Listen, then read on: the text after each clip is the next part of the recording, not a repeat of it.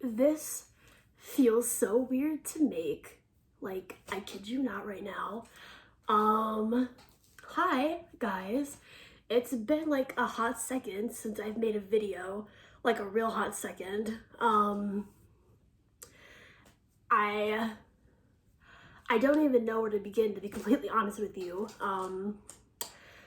But I thought it might be fun to start making YouTube videos again. Maybe we'll see how long this lasts, because I might just do this one video and then disappear off the face of the earth again. But we'll see. Yeah, so I think like the last video I made, it's gotta be 4 or 5 years ago at this point. I was like, I think I just turned 17 the last time I made a video, and I'm now 21, which is like insane. I'm not really, I'm sure a lot of you are wondering like why I left. I'm not really gonna go into that because it's a lot of personal stuff, but to give you the short version, I, graduated high school, I was a broke college student, and I just had to put record collecting on the back burner. So just kind of, I never really stopped collecting records. I still have all of them, still have everything, still love music. I just, had to kind of put it off to the side, couldn't collect as much. But now that, I am a fully grown adult with my own money, I have really started picking up collecting again. And it's been really nice. I mean, yeah, so I thought I'd try and come back and share the records with you. So as I was going through the albums I wanted to talk about, I realized I had so many that I'm gonna have to split this video into 2 parts. And I still have like 2 records coming in the mail that aren't even here yet. So I got 26 albums, or 25 albums, 1 single to show. I'm gonna be showing 13 of them in this video and 11 of them in the next video. In like the coming week or so, the 2 albums I'm waiting for should be here fairly soon. So yeah, I'm super excited to show these albums.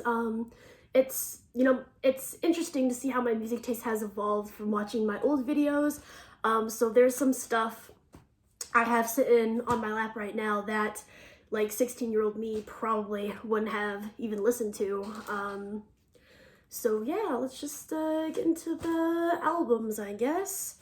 They're all on my lap, so I'm gonna set them down. And I'm gonna talk about these first 2 together. So I have 2 from Jefferson Airplane. I have Jefferson Airplane Takes Off, as well as Volunteers. By the way, all these records I'm showing have been picked up. Like, some of them are from like 6 months to a year ago. Like this one I picked up off of eBay last summer. Jefferson Airplane's a band I've always liked, but I never really got into their music until lately. There was a song on here, High Flying Bird, that I heard on Spotify that I just fell in love with last summer. So I had to get the album, and then I found out later that that song is not even on the vinyl. It must be like some bonus track thing, I don't know. So I don't know too many songs from this album, but I'm excited to check it out. I do enjoy Jefferson Airplane. I mean, I didn't even know, like, Grace Slick is not their singer on this album. I didn't even know that, like, before I listened to this. So yeah, I mean, if you know any good ones from that album, totally let me know. And then Volunteers I actually picked up more recently at Antique Mall, like, last week or a couple weeks ago for like $10. I thought it was a super good deal. I don't know too many songs from this album either, so I mean, if you have any recommendations, like, totally let me know. I'd be happy to hear them. Let me pull this one out so you can see the RCA label. There, and that's ripping. And then the same time I picked up Volunteers. From the same antique mall, I got 2 other records. This first one is Loverboy Get Lucky, which is another album I'm not too familiar with. I thought this was the one that had Turned Me Loose on it, which is the song I really, really like from them, but then I found out after I bought it that that's a different album. But, you know, I do know the song When It's Over, which is also pretty good. So I'll just have to spin it and see what I think, I guess. And then the other one I picked up was Wasp, The Last Command. And Wasp is another band I'm not too familiar with, I'll be honest. As I've gotten older, like hair metal and glam metal has become a genre I don't like as much as I used to. But I do still enjoy some of the bands. Wasp is one of them. I really like Wild Child. Again, not too familiar with them, so recommendations I would appreciate. It has this cool custom label on it.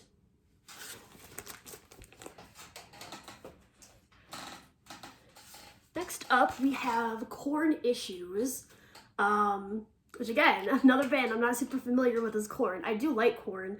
I mean, I would say I'm more familiar with their music than like a couple of the other artists I showed earlier. But still not like familiar. I pretty much only know like all the big songs. So I did pick up this album just on a whim to check it out because I do really like the song Falling Away From Me. And I like other Korn songs as well that aren't on this album. Yeah, this is a reissue. It's still sealed. I haven't even, some of these albums I haven't even opened yet because I just buy them and I kind of put them off to the side because I'm always so busy that I don't really get the time to like listen to the records themselves, which I'd like to start doing more.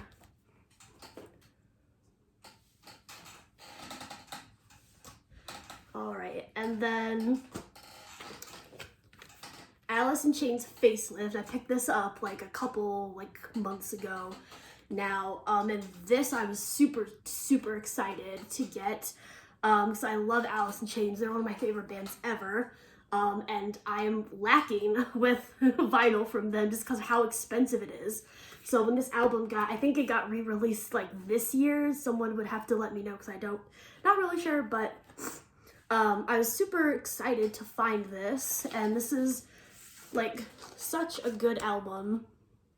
I mean, it is a really good album. It's I would say I like Dirt more, but this album's still really good. I mean, Man in the Box and what else? Of course, Man in the Box, We Die Young, Sea of Sorrow, Bleed the Freak, Love Hate Love. It's a lot of really good. Still really good. Not as good as Dirt in my opinion, but still like really good album of theirs. Facelift.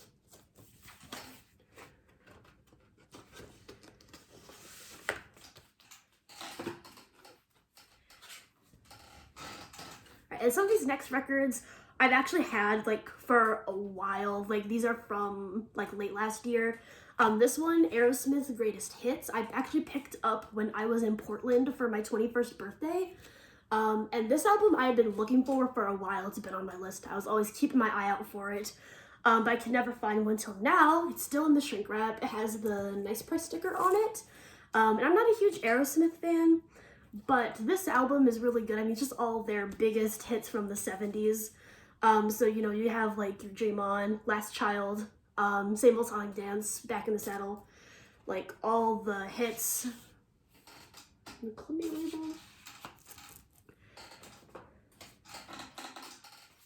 And then this was an album I picked up also during the summer, Make It Big by Wham.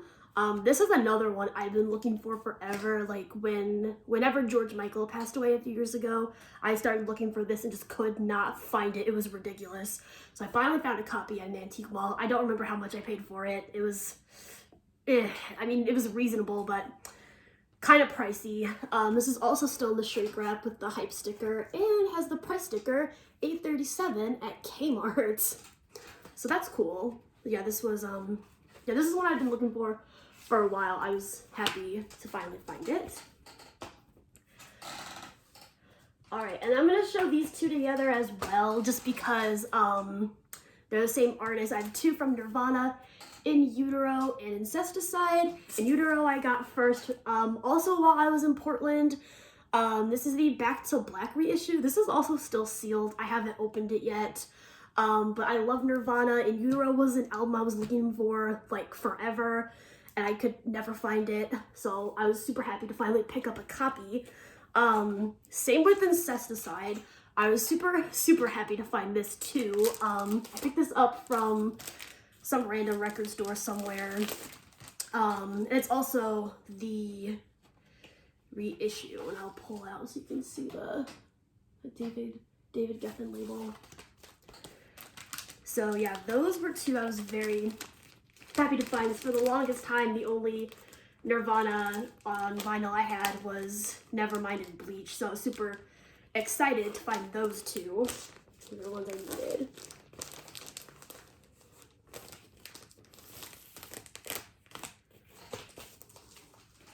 And then before I talk about these last four, which are, in my opinion, are like my personal favorites that I've found, I'm going to talk about this single real quick. And this one I picked up off of eBay. It is Veruca Salt Seether 7-inch single. This is the, I think, like original press from 1994. I really like Veruca Salt, but unfortunately their album with the song on it, American Diet, is out of print, so it is like very pricey on eBay. So when I found this, I was like, oh, perfect consolation, you know, I get the song that I really like by them on vinyl, because I can't get the album. It's on this really cool orange vinyl, minty fresh. The B-side to this is All Hail Me, which is, I don't know that song. I only listened to the A-side for the time being. But yeah, that was super cool find. 1994. And this is probably like I said, the last four I was really excited about. But this next one especially, I like freaked out when I bought this. So, guys, Liz Phair, Exile in Guyville. This album is so amazing. I don't know if any of you guys are fans of Liz Phair. If you are, let me know. But this is definitely her best album. Like, it's amazing.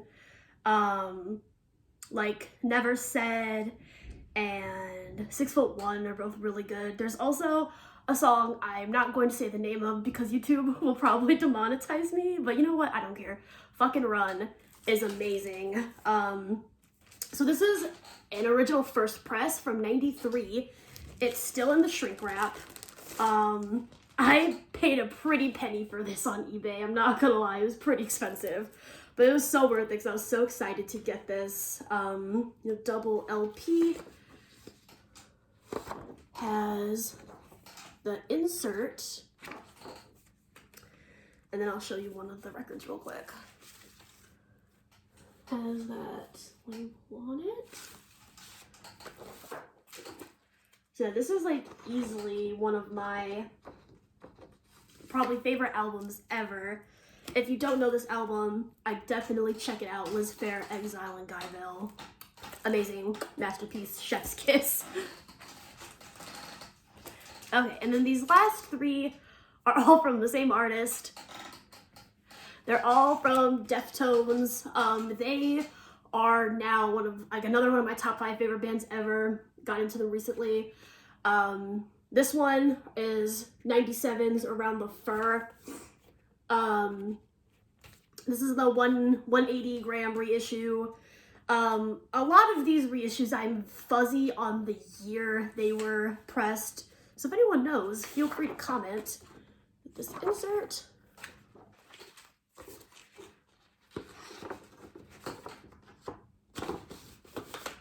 Take the record out real quick.